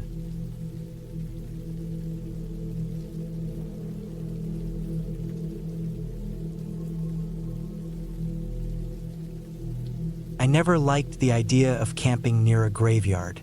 It just felt wrong. Not because of any ghost stories or superstition, just the thought of lying down near buried people, like I was intruding on something meant to be left alone. But this trip wasn't about comfort. It was about getting away. It was the middle of October, a cold, damp time of year in the countryside. I had spent weeks trying to clear my head after quitting a job I hated, and I figured a few nights alone in nature would do me good. I had driven deep into the countryside, miles away from any town, and parked my truck near an old, overgrown cemetery. It wasn't some fancy, well-kept graveyard with marble headstones and fresh flowers. It was the kind of place that had been forgotten, where the graves were old and sunken, the names worn away by rain, and the trees had started reclaiming the land. The only reason I even stopped there was because it was the only clearing I could find before dark. I stepped out of my truck, stretching my legs. The air smelled like wet leaves and dirt, with a cold bite that settled deep in my bones. The cemetery wasn't fenced off, just a scattering of gravestones beyond a patch of trees. I told myself I wasn't really camping in the graveyard, just near it. Still, I felt uneasy as I set up my tent. The ground was soft, the grass damp from the rain earlier that day. I cleared a small space, flattening the dirt as best as I could before pitching the tent. As I worked, I kept glancing at the graves in the distance. Some were just broken chunks of stone, others tilted at odd angles, almost swallowed by the earth. A few were covered in thick moss, looking more like part of the forest than markers of the dead. I built a small fire to keep warm. The flames crackled, sending flickers of light through the trees. I sat close to it, eating a simple meal, trying to focus on the warmth instead of the unsettling feeling creeping in. The wind made strange sounds through the trees, long, drawn-out whistles that rose and fell like voices. It was just the wind. I told myself that over and over. As the night deepened, the temperature dropped. The fire burned lower, and I crawled into my tent, zipping the flap tight. The fabric blocked out most of the outside world, but I could still hear the wind, the rustling leaves, the occasional snap of a branch. It was normal, just the sounds of nature. Then, sometime past midnight, I woke up. First, I didn't know why. I lay still, listening. My breath felt too loud in the silence. The wind had died down. No rustling, no distant sounds of animals moving through the underbrush. Just dead silence. Then a sound, soft, slow, like something moving through the grass. Not the wind, not an animal scurrying. It was heavier, deliberate. I held my breath, straining my ears. The sound came again. Footsteps, slow and careful, moving near my tent. I wanted to believe it was my imagination, but I knew better. I've spent enough time outdoors to recognize the difference between a passing animal and something on 2 feet. I stayed completely still, heart pounding. The steps circled my tent. Not rushing, not hesitant, just moving. I reached for the knife I always kept with me. My fingers wrapped around the handle, but I didn't move. I didn't want whoever was out there to know I was awake. Then the steps stopped, right next to my tent. The fabric barely moved, but I felt the presence just outside. Standing there, listening, I waited. Seconds stretched into minutes. The only thing I could hear was my own heartbeat. Then, just as slowly as they had come, the footsteps moved away. Not into the trees, not toward the road, just deeper into the graveyard. I didn't move for a long time. My muscles ached from staying so still, but I wasn't about to risk making a sound. Eventually, exhaustion took over, and I must have drifted off because the next thing I knew, the first light of dawn was seeping through the tent. I unzipped the flap cautiously, scanning the area. Everything looked the same. The fire had burned out. The graves stood silent and undisturbed. But then I saw them. Footprints, not my own. Not leading toward my tent, but away from it. Straight into the cemetery, where they stopped at a sunken grave. I packed up and left. I didn't run, didn't panic, just moved quickly, keeping my eyes on the trees. I didn't stop until I was back in my truck, the engine roaring to life. As I drove away, I glanced in the rearview mirror. The graveyard faded into the distance, swallowed by the trees. But the footprints, they stayed in my mind. Someone had been there that night, watching, listening, and they never left.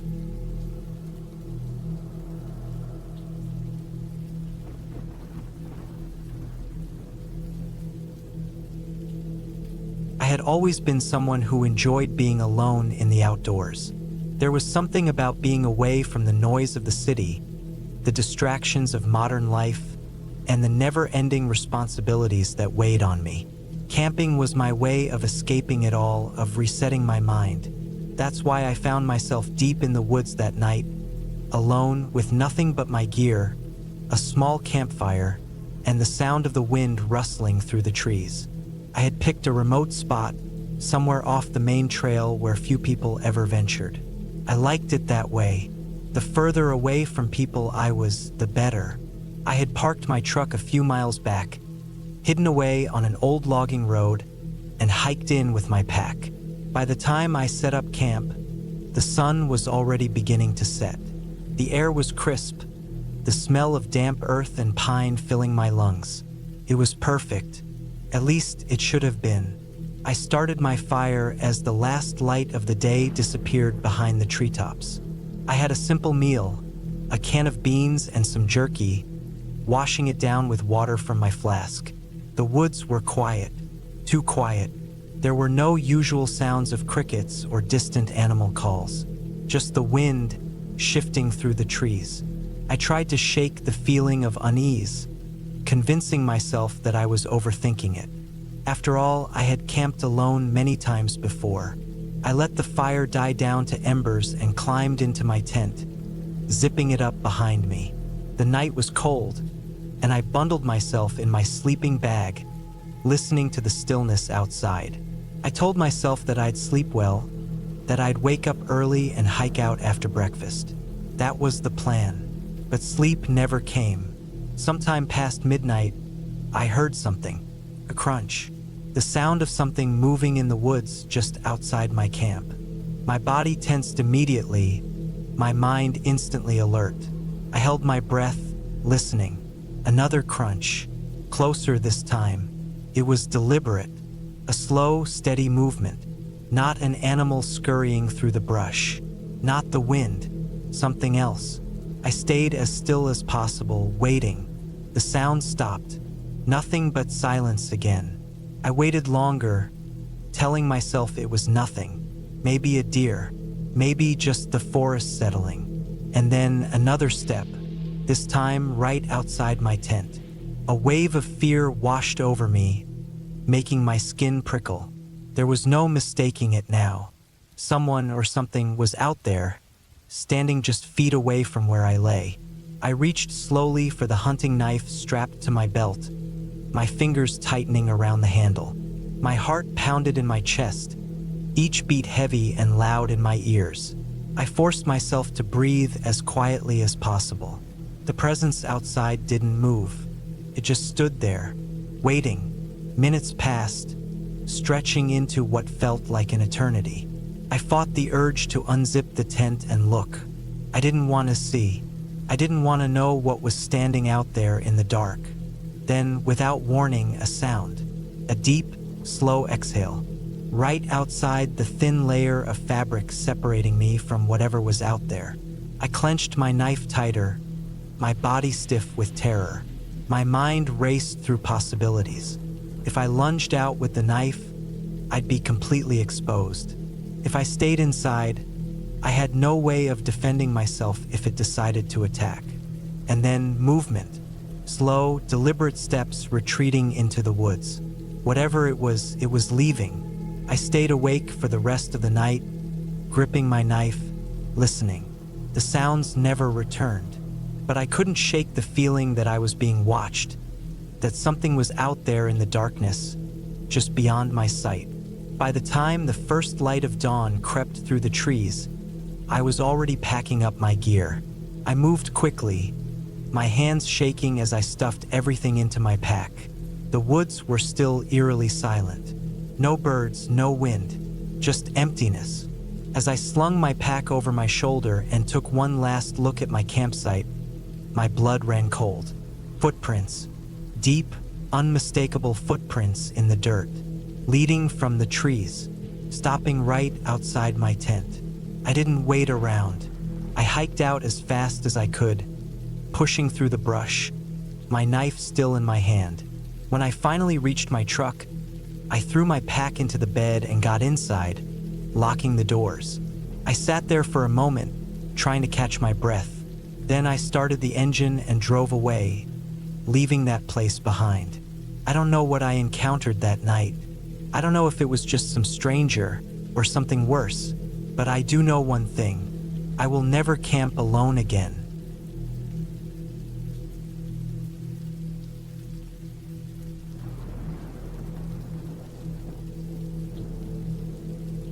I always preferred to camp alone. Something about the silence of the woods, the absence of city noise, the feeling of being completely isolated. It gave me a sense of peace I couldn't find anywhere else. It was the kind of quiet that settled in your bones, the kind that made you aware of every breath you took, every leaf crunching under your boots. I had been camping for years, usually sticking to known trails, but I liked to venture off the beaten path when I could. That's how I ended up at Riverbend, a stretch of wilderness along a winding river, about 50 miles outside of town. It wasn't an official campsite, just a place a few people knew about. I had heard about it from a guy I worked with. Said he used to fish there with his dad when he was younger. I figured it was worth checking out. I packed light. My tent, a sleeping bag, a fishing rod, enough food for a few nights, and a rifle just in case. Not that I expected trouble, but I always carried one when I was alone in the woods. Animals, mostly, though I had never actually needed to use it. The drive took me 3 hours, most of it on cracked pavement, then dirt roads that had been overtaken by weeds. By the time I reached the riverbend, the sun was already dipping low in the sky, casting a deep orange glow over the trees. The air smelled damp, earthy, the way it does after a recent rain. I set up camp about 20 yards from the water, close enough to hear the gentle rush of the river, far enough that I wouldn't wake up with my tent sitting in a puddle if it rained. I gathered firewood, built a small fire, and cooked a quick meal. The night settled in easily, the temperature dropping just enough to make the warmth of the fire feel good against my skin. The first night was uneventful. I listened to the river, the occasional rustle of an animal moving through the brush. I wasn't new to the sounds of the woods, so nothing seemed out of place. I fell asleep fast, the weight of the long drive pulling me under. The second day was when things started to feel off. I spent the morning fishing, caught a few decent-sized trout. The air was cool, but the sun was warm, and for a while, everything felt perfect. Then, as I was cleaning my catch by the river, I noticed something. Footprints. At first, I thought they were mine, but they were deeper, wider. Someone else had been here. Recently, I followed them for a few feet before they disappeared into the trees. They weren't boot prints, whoever it was, they were barefoot. That didn't sit right with me. I wasn't the only one out here. I told myself it was probably nothing. Maybe a hunter, maybe some other camper who had come through earlier in the week. But I couldn't shake the feeling that I was being watched. That night, I built my fire bigger than usual. Not because I was scared, just cautious. The woods had a way of playing tricks on you if you let them. Every snap of a twig, every gust of wind rustling the leaves, it could make you feel like something was there when it wasn't. But then, around midnight, I knew I wasn't imagining things. I was lying in my tent, half asleep, when I heard it. Footsteps. Not the light steps of an animal, but slow, deliberate human steps. They stopped just beyond the light of my fire. I didn't move. I barely breathed. I reached for my rifle, gripping it tight, my heart hammering in my chest. I waited, listening. Then the footsteps moved again, circling my campsite. Whoever it was, they weren't trying to be quiet anymore. I wanted to call out, but something told me not to. I just listened. Eventually, the footsteps faded into the woods. I didn't sleep. The next morning, I packed up my things. I wasn't planning on staying another night, but as I moved around camp, I noticed something that made my stomach drop. The footprints from the day before were back. Only this time there were more of them, and they weren't just around my camp. They were right up to my tent. Someone had been standing inches from where I slept. I grabbed my rifle, slung my pack over my shoulder, and started heading back to my truck. I wasn't running, but I was walking fast. I could feel eyes on me, though I never saw anyone. When I reached my truck, I threw my gear in the back and climbed in, locking the doors before starting the engine. As I pulled onto the dirt road, I looked in the rearview mirror. That's when I saw him, a man, standing at the edge of the trees watching me. He was barefoot. His clothes were tattered, dirty, and he was smiling. I didn't stop. I didn't look back again. I just drove. By the time I reached the main road, my hands were shaking. I kept looking in the mirrors, half expecting to see him again. But he was gone. I never went back to Riverbend. I never even told anyone about what happened. But I still think about it. About the footprints. About the footsteps in the night. And about the man at the edge of the woods, smiling.